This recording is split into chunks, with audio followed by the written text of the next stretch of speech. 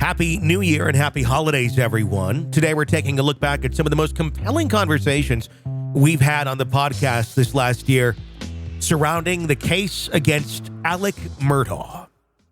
This is the Hidden Killers podcast with Tony Brueski, featuring guest author John Platt on the history of the Murdaugh family. Had the boat crash not taken place, would the house of Murdaugh still be standing today, or would it just be sitting there swaying in the wind, waiting for another tragedy to strike? Exactly. I mean, if the boat crash hadn't happened, we may never have heard of the Murdaughs. They might have just carried on, making money, having a good time, and, we wouldn't even know the name. But it was the boat crash, I think, that set the ball rolling for their destruction, How did that boat crash affect the relationship of Alex and Paul? One doesn't really know. I mean, Alex was very supportive of Paul. I mean, when they were in the hospital straight after the boat crash, Alex and his father, Randolph, they turned up at the hospital, to do crisis management, to try and shut everybody up about what happened. And they were doing everything. I don't know quite how it affected their relationship, but it must have been very strange, as Paul was indicted for, causing death by being over the limit with alcohol, and things were coming to a civil trial. I would imagine so. I mean, it really, from the outside looking in, it blew the cover off of a lot of things in the Murdaugh family that Alex probably didn't want to have out there in the open. Do you think that created a sense of resentment between Alex and his son, or was the bond there stronger than that, even with a malignant narcissist like Alex Murdaugh? Yeah, I think there's the Murdaugh family bond. They stick together, for the Murdaugh family name, as we can see with young Buster and his recent interview with Fox Nation, where he's defending his father right out, and I read some of it doesn't come out till tomorrow, but I saw some of the transcripts of what's been released, and I don't know if he was in the same trial as I was, Yeah. Well, I mean, it's pretty cut and dried to me, but I think the Murdaugh family name is the most important thing, and I think he was probably under a lot of pressure to, support his father. But having listened to so many, about more than 200 of their conversations from jail, which were made public, under a Freedom of Information Act, you can hear how strained it is between Buster and his father, Alex. Tell me about that more, because, you've heard far more than probably almost anyone by listening to all of those recordings. What are some of the pieces that really stood out to you that maybe we haven't heard of yet? Yeah, my book revealed some of them for the first time, like on the anniversary of what would have been, I think, Paul's 23rd birthday. Alex was actually organizing a birthday party for him through a third party and Buster at Paul's favorite bar in Charleston. And they were inviting all his friends and everything. And during the phone call, you can hear Alex saying, how pleased it was, how it was going, and things like that. And, had so-and-so been invited. So he was manipulating from, behind bars for that. And he also, during Mother's Day, he made it a big deal to try and pressure Buster through various family members to make sure there were flowers on Maggie's grave. Really wanted flowers on Maggie's grave. And during 2 or 3 phone calls, he would impress on Buster the importance of doing that.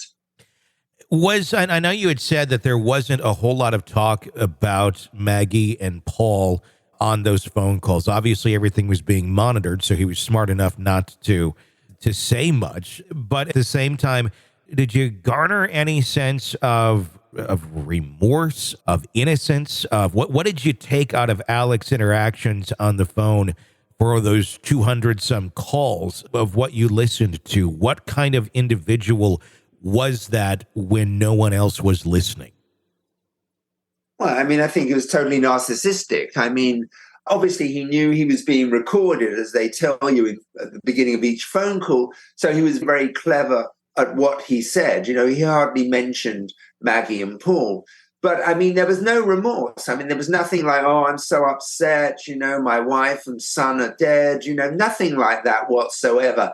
he was, happier talking about football games and how much he'd won from fellow prisoners in various, games, that chess and stuff that they had behind bars. But there was zero remorse. I mean, as you saw at the trial, and I think he's a sociopath. I mean, personally, he doesn't seem to have been affected at all by their deaths.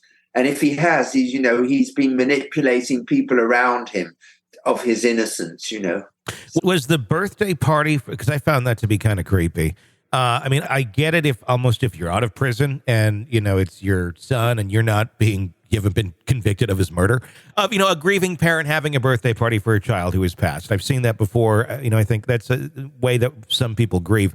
But to do something like this and set up this party that you're not even really going to, and your son is dead, is that all narcissistic show just for look at me, look how much I love my son, I'm having this party and he's dead? Oh, 100%. That's what I think it was, Yeah, it was showing people that, no, I didn't do anything wrong. I'm still, grieving my son. I want him to have a party. But I think it was done for his family and friends, to, impress on them that he still cared, and he was organizing a birthday party. I couldn't believe it when I heard that jailhouse call, my red flags went up. I thought that was pretty amazing, Well, and who attends the party put together by Alex Murdaugh? That's the other question. But it was Paul's friends, Paul's and Buster's friends, and they were invited through social media and things like that. And I think one of his lawyers was involved, as a third party to help set things up, get the bar and everything. So, and it supposedly went off okay. How interesting. Obviously, Alec has been in confined places in prison. I know that there's been times where he's been in more of a general population. What is going on with Alec in prison right now? And tell me about some of the things that you've learned of his interactions with others. Well, I think right now, he's not in general population. Now he's, found guilty of the 2 murders. What I understand is, they can use, I don't know if you saw the pictures of him half naked. Yes. They have an iPad, I think the inmates can use. They have to take a picture before they communicate on them. And somehow some of these pictures got out there, Yeah. But very little is known, about him right now, in jail or what he's doing, But he knows how to survive, And when these jailhouse calls came out, one that really got my attention was he referenced a hardened criminal that has spent most of his life in jail for armed robbery and other things, and how he'd become a kind of mentor to Alex and mentored him through the ways of surviving in jail, and really helped him, and they'd become friends. So, I think Alex was a survivor outside prison, with everything he was involved in, before he was arrested, and probably within prison, he knows how to survive, And although there may not be millions of dollars at stake, but just the commissary, chocolates and crisps and bad food like that, he still knows how to get one up on the other people. Is he still being supported by his family outside? Is there's still money going into the canteen outside of his control? Is there anyone that's visiting him or still standing by his side? I'm sure there is money coming in to his canteen. The family have never accepted, what the jury said, and I never think they will. It's like Buster. The Murdaugh family name is everything. So I don't think they'll ever turn against him, and I'm sure they're still supporting him. And there's been a lot of, I think, court action to get his various insurance policies, give him access to them so he can pay his lawyers, And obviously there's still 100-some charges against him. It'd be impossible to go through all of them right now. We've got the Gloria Satterfield case that's there. And there's obviously other tentacles and connections that could go. Where do you see how do you see Alec's life in prison? He's going to be there for the rest of his life unless there's an alien invasion and opens up the prison. That's the only way I see him getting out. How do you see him surviving in there? Obviously, he's not going to be in solitary confinement forever. He will get out there. It sounds like he was making some friends, but how big of a target is Alex Murdaugh, especially considering there's probably people in there that he helped put in prison? Right. Very good point. And I mean, I think his lawyers warned him. He says in one of the calls that his lawyer was worried he was going to get a shiv or a knife in the back, you know. Alex never seemed to worry about that. He thought he could handle himself. He works out a lot. I know that. I mean, he was very overweight and out of condition when he was arrested. And pretty soon, you know, he lost a substantial amount of weight working out. And he used to boast to, you know, his sister-in-law about, you know, how his workouts were going. So, I mean, I think he's got himself in shape. Obviously, he's got a big target on his back. Everybody knows who Alex Murdaugh is. And I think it would be like a badge of honor for a prisoner maybe to try and take him down. Who knows, you know? So I'm sure he looks behind his back, you know, all the time. He's a target.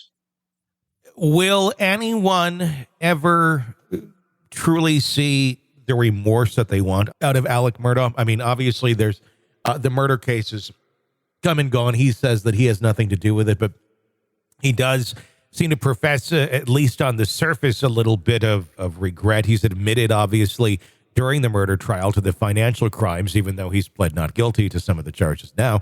Is this something where it's just going to kind of drag on for the rest of his life, these charges on and off? More things will probably be unearthed as other things are gone through. I'm just curious as to what your thoughts is on his future existence and his mindset. Will Alec ever show remorse and recognize what he did, or is he just that hardened narcissist until he's dead? Well, I'm pretty sure he'll never show any remorse or admit what happened that night and tell the truth about it. You know, and who knows if he can confront himself and tell himself the truth about it, you know. I don't know how he survives. And that's what the judge said, you know, in sentencing, that obviously maybe Paul and Maggie visit him every night, you know, and how does he live with that? That's a very good point I thought the judge made, you know, when he sentenced him. It was very moving. And I saw Buster brought that up, you know, in the interview with Fox Nation. Yeah. You know, that must have struck a note. But, you know, I can't see him ever showing any remorse. You know, he's probably very actively involved in all these civil trials, all these criminal trials that are coming up, you know, so he's occupied. But once those finish, you know, how's he going to occupy his time? Who knows? You're logged into the Hidden Killers podcast. Want more? Start binging on all of our true crime podcasts right now through Apple Podcasts and get an ad-free experience when you sign up to be a True Crime Today Premium Plus member exclusively on Apple Podcasts. More of the Hidden Killers podcast dropping soon. Press subscribe now.